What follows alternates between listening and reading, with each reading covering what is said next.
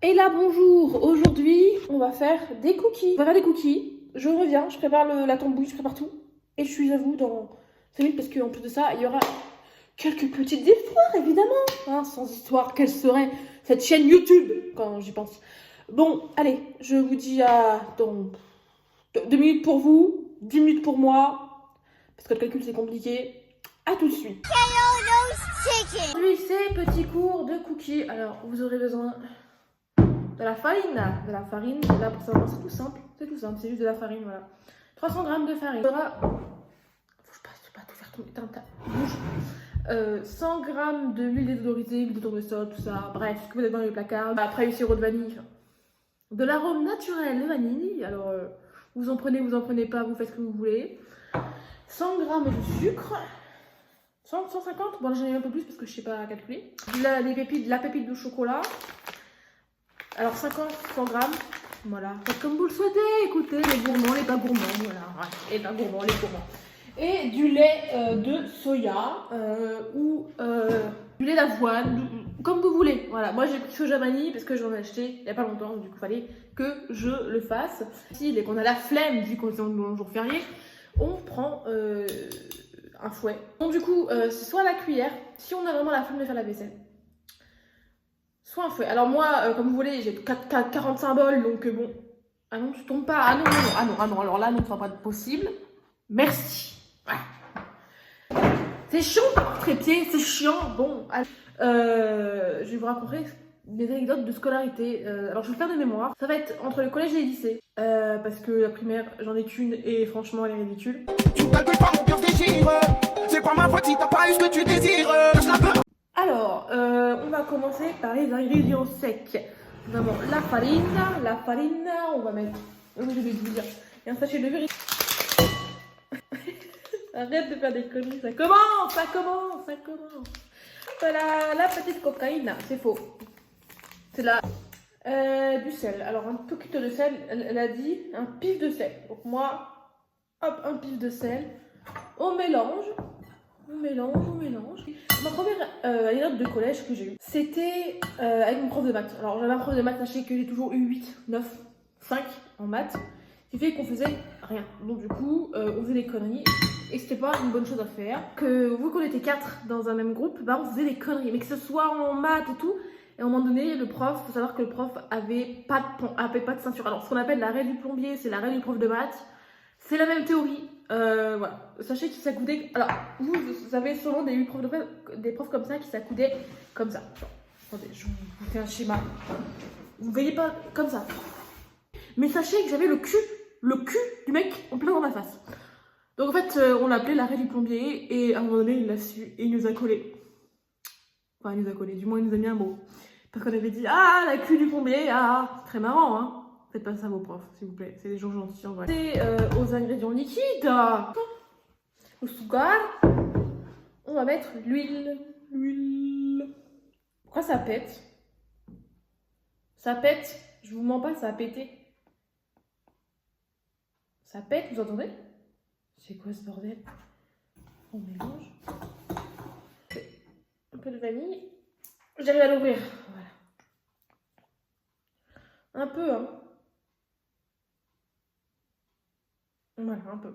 Ça coûte une blinde, ça, on verra ici. On fait attention. Mais ça pète dans tous les sens. Ça pète. La texture, elle est grave bizarre. Bref. Donc on met... Et on met le lait.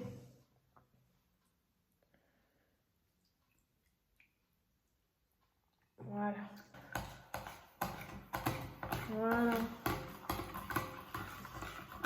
Il y a de la soupe. Je vais vous montrer après le résultat.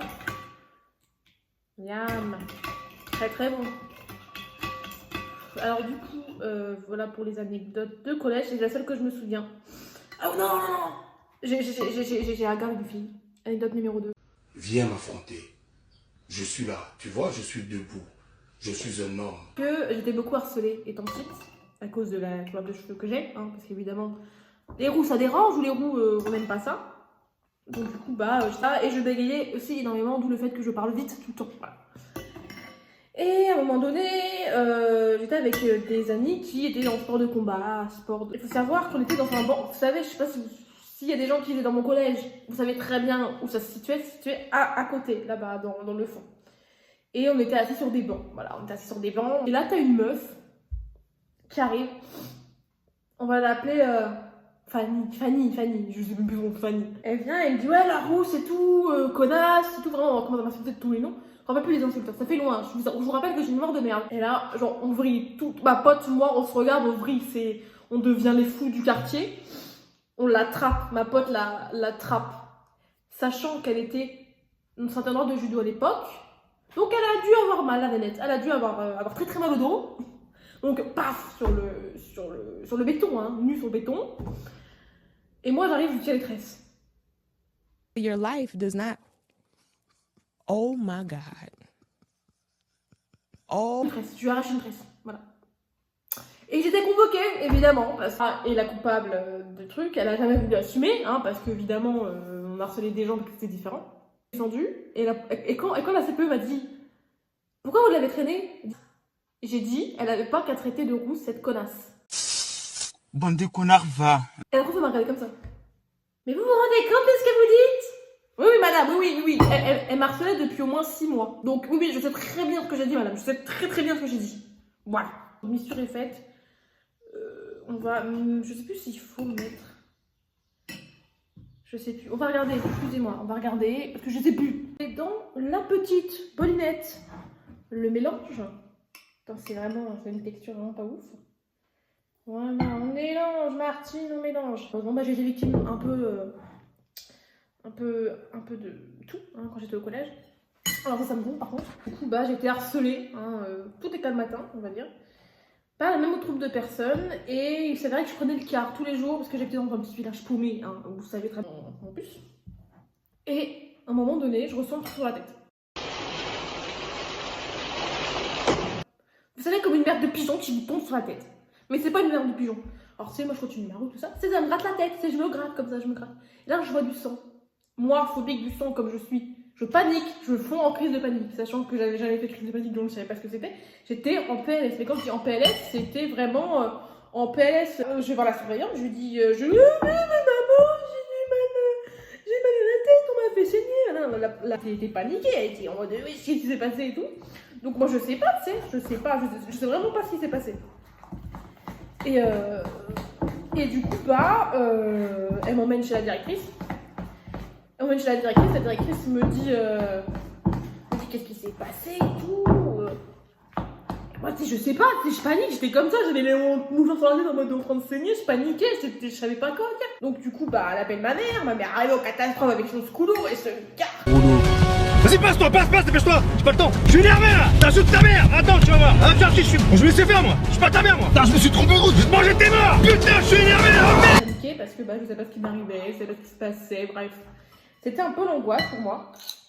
Et quand ma mère est arrivée, la directrice leur a raconté que je m'étais pris une pierre. Alors, je pense que c'est une pierre, hein, parce que ça va pu être un truc plus dangereux, mais c'était, je pense, volontairement balancé sur ma tête. Alors sache que si tu regardes cette vidéo, celui qui a lancé la pierre, le 15 avril 2013-2014, j'espère que tu as une mauvaise vie maintenant. J'espère que tu souffres dans ta vie, voilà. Parce que les gens, c'est pas bien, voilà. Et ni vouloir les tuer, c'est pas bien non plus, voilà. Harcèlement, encore une fois, n'hésitez pas à en parler. N'hésitez pas à en parler à des proches, surtout. Parce que moi, je m'en parlais pas. J'étais tellement tétanisée dans mon malheur, parce que j'étais très triste à l'époque encore. J'étais très isolée parce que je ne parlais pas à personne, parce que j'avais peur qu'on m'harcèle. Donc, du coup, j'étais très isolée. Et quand c'est comme ça, parlez à des adultes. Même si, bon, je sais que les adultes, ça fait très peur. Je sais que les adultes, c'est terrifiant en fait, c'est terrifiant, mais il faut pas hésiter à en parler en fait. Comme ça vous réglerez peut-être à régler la situation. Alors peut-être pas parce qu'il y en a des sacrés cons, hein, voilà, comme tout, c'est des sacrés cons.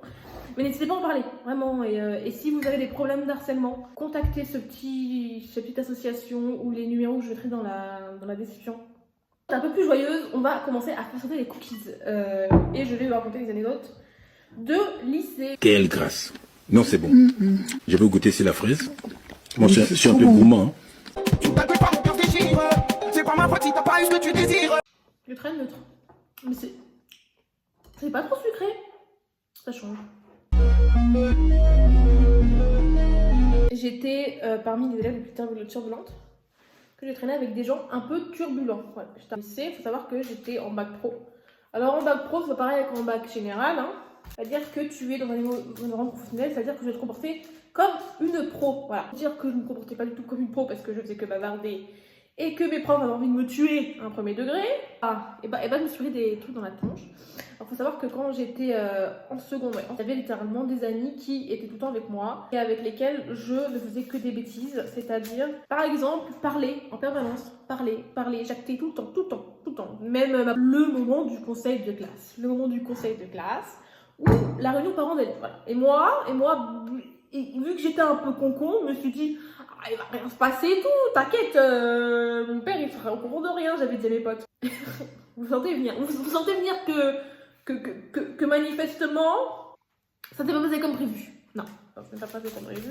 T'as vraiment fait cookies, c'est une catastrophe. Oh oui, j'ai compris que t'étais chaud. Oh purée.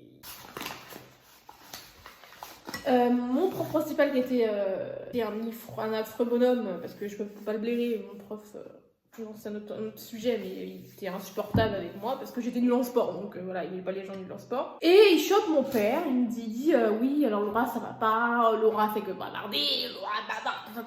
Et mon père qui n'avait jamais eu de problème avec moi depuis toute ma scolarité, m'a dit j'ai eu honte.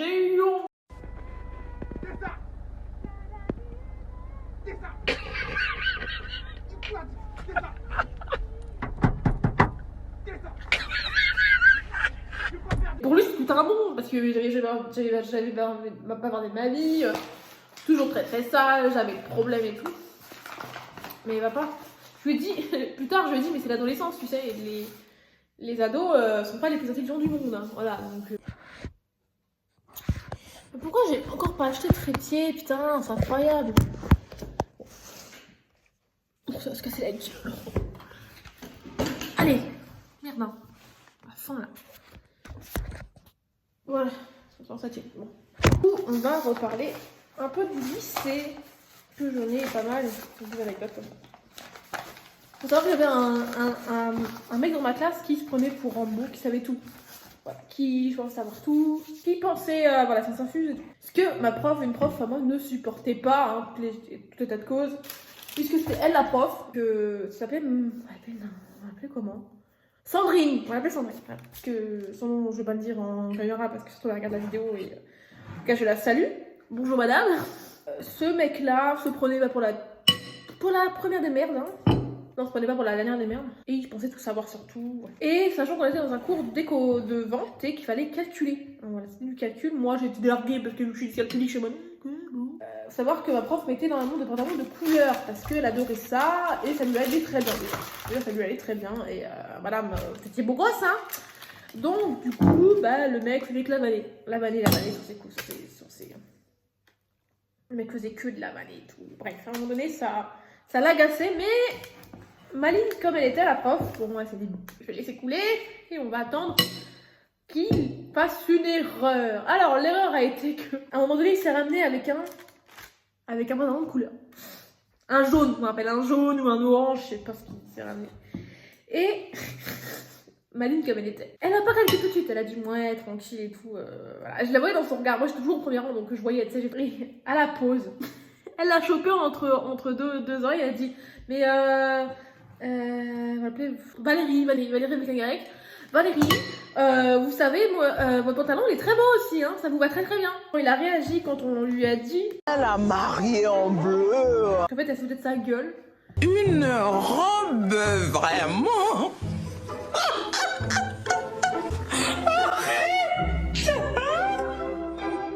Quand on était parti à. J'ai toujours les mains dégueulasses, j'attends que ça cuise pour changer, vous voyez. On était toujours en terminale, c'était en terminale, première, je sais plus. Et il faut savoir qu'on avait vendu des chocolats, hein, comme ça se fait régulièrement pour financer un voyage. Alors pourquoi, je sais plus pourquoi on faisait ça, pour quel but. Ah si, c'était pour les visiter des musées à Paris. Donc du coup, nous on fait quoi? On visite des musées, tu vois. On prend nos places, on mange à Paris, tout ça, bref, Parisian Life. Et vers 17h, 17h, il y avait un enregistrement d'une émission. On assistait à C'est Politique, un truc comme ça, sur Canal, je sais plus, le petit journal, mais c'est pas le petit journal de Yann Barthès, c'était l'autre. Je sais plus.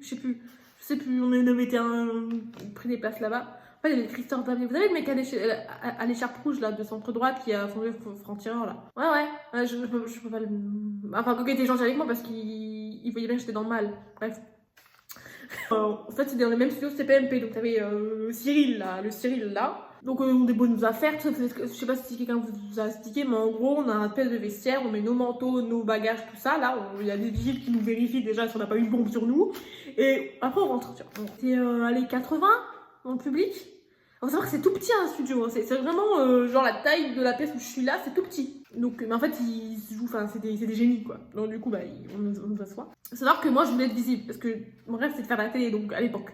Donc, j'étais devant, visible. Sauf que, vous voyez la couleur de cheveux? Ah bah, ça passe pas partout. Ouais, il y a les cadreurs, tout ça. Ils viennent me voir et ils me disent, madame, vous pouvez bouger? Alors, moi, je la regarde, je fais, pardon? Enfin, pourquoi je bougerais? Elle me dit, vous êtes trop voyante, madame. Vous passez pas à la caméra, madame? Moi, j'étais outrée. Je dis, mais je suis trop voyante. Genre, le roux, ça passe pas à la caméra. Mais j'ai appris que le roux passait pas trop à la caméra. Surtout les caméras de télé. Et ils m'ont entendu râler, les gens sur le plateau. Et je râlais parce que j'en pouvais plus. Hein, ma vie, mon rêve s'était effondré. J'étais complètement prostrée dans mon coin. Il m'a vu râler. Il m'a fait, ça va, vous allez bien et tout. Je lui dis, oui, et vous, ça va et tout. Il me dit, oui, vous êtes derrière. Je dis, oui, apparemment, je suis trop voyante. Le gars s'est mis à rigoler. Il s'est foutu de ma gueule.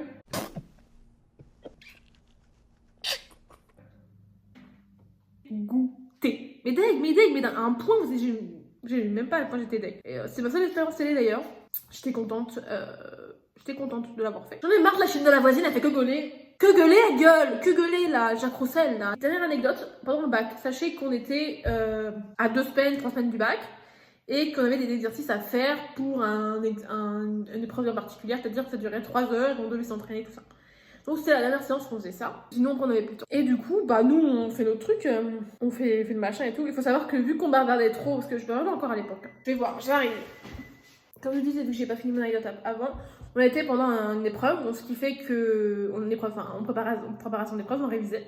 C'est-à-dire qu'on était quand même toutes dans la classe, mais t'avais des gens dans le fond parce qu'il bavardait trop et moi je faisais partie de ces gens-là. Moi j'étais quand même assez dans le groupe, je veux dire j'étais à côté, mais voilà, je discutais quand même. Et il faut savoir qu'à un moment donné, je ne sais pas ce qui s'est passé. Je ne sais pas. Il y a une camarade, tu te reconnais, bonjour, ça va, coucou, qui est tombée. En fait, c'est-à-dire que c'était des chaises à roulettes. Ah ouais, donc du coup, bah, c'est pas très stable. Hein. Donc à un moment donné, je sais pas pourquoi elle se penche. Et là, elle tombe. Et quand je dis elle tombe, c'est qu'elle se ramasse. Mais elle se ramasse tout le long. Mais la chute était en ralenti. Comme ça, elle tombe. Et là, genre, on met un temps à réaliser ce qui s'est passé. On met un temps, mais fou. Et là, tout le monde se met à rire. Mais quand je dis tout le monde, c'est que tout le monde était mort de rire. On pouvait plus s'arrêter. Vraiment, toute la classe d'à côté était en cours. Hein. On les a dérangés même, tellement rigolé. Ma seconde prof arrive comme ça. Et là, elle comprend ce qui se passe. Elle voit la dame par terre, là. Elle voit la dame par terre. On se regarde. Tout le monde se regarde. Et là, reparti pour un quart d'heure. Donc au final, je me fais un beau souvenir de ma dernière journée. C'est une de mes dernières journées de cours. Et franchement... J'espère que ton 2 va mieux parce qu'à l'époque, t'avais très mal au dos. Ils sont très beaux. Bon, je vais pas y toucher parce que j'ai pas envie de me défoncer les mains, mais je vais vous montrer. C'est le bordel, hein, voilà. Vous montrer les cookies que j'ai fait avant. Ils sont beaux. Bon, je vais pas y goûter. Je vais pas y goûter tout de suite. Mais ils sont très très beaux. Je suis contente de moi. Voilà, lui, il est fat. Lui là-bas, il est fat. Mais écoute, on ne juge pas au physique. Il a l'air d'être très très bon. Ouais, très très bon. J'espère que cette petite atelier cookie, atelier cuisine vous aura plu. Parce que moi, ça m'a beaucoup amusé de le faire. J'espère que mes petites histoires aussi vous auront plu. Voilà, dites-moi quel est votre préféré. Dites-moi. Je suppose que c'est la meuf qui se fait traîner. J'espère que cette vidéo vous aura plu. Je vous fais des gros bisous. Et bon, on se dit à la prochaine pour une prochaine vidéo. Bisous. Tes nègres n'ont pas ton deuil. Dans la street, tout se monnaie. Les vrais amants se connaissent.